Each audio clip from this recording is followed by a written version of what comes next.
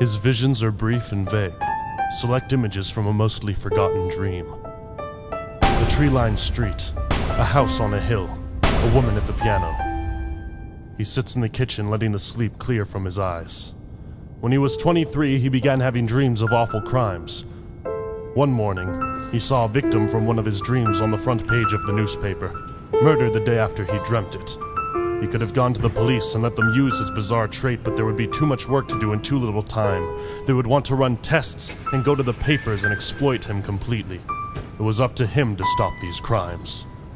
He started showing up to work less and less so he could train. He thought of the comic books he read as a boy. He thought of his job that he hated and of the mediocrity he was destined for. He thought of his father's mediocre life and his neglect for his children, and his father's mediocre life before that. But today is just the same old day. In order to wake up, he does some push-ups. He is still young. He still has a lot to learn. He lets the shower run until it's steaming hot and takes the time to figure out once again who he is. Then he is hit again. A woman's delicate hands on the piano. A woman's beautiful face. Evil listening in. All visions from one of his dreams. He cannot act until he is presented with some substance, a tip in the right direction. No matter. He puts some water on the stove for coffee. He gets dressed. He wears a shirt and tie to represent the hard-working men he left behind. He wears a cape to remind him of his childhood. He found it at a garage sale. He takes a moment to pose. He puts on his extra comfy golden sneakers. But just then, he gets another vision. The woman looks frightened on the piano bench. The woman tries to lock the door. She is too late. His frustration builds as it does every morning.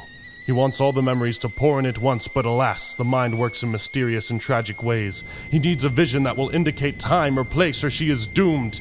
He lets out a scream. Oh! He collects himself. He pours himself a cup of coffee. He sits and sips it slowly, waiting for another vision. He fears that he will inevitably run out of money, lose his home, be forced to live on the streets, just another crazy homeless fellow with a cape in a dream. He doubts himself, fearing that he is just another lost soul with an unrealistic vision of who he is.